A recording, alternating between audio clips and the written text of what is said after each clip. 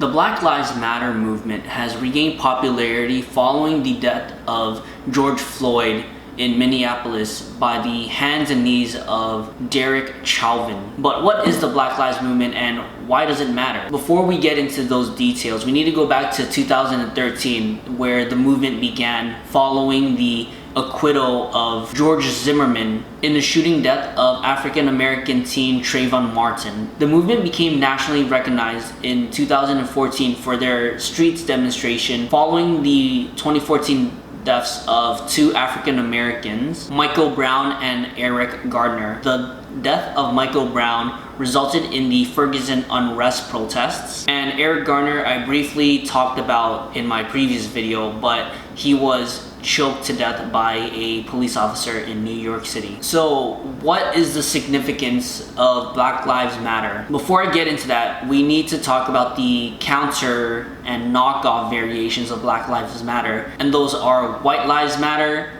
Blue Lives Matter, and All Lives Matter. In a short and brief summary and analysis of these variations of the Black Lives Matter movement, these variant slogans are dismissive of, ignorant to, and denies the fact that racism still exists. The truth and significance of Black Lives Matter and why it's such a more important campaign than all these other ones is because those in the black community continue to face problems that other people don't face every day. Those in the black community face police brutality, over-policing, racial profiling, and just overall racism every day. So these counter slogans were created because they felt like that, I guess they were excluded from their movement, so they made their own. But we need to remember that Black Lives Matter isn't saying that no one else's lives matter, but to campaign the violence and systemic racism towards the black community. So I just wanted to make this brief and short video to discuss the truth and significance of Black Lives Matter.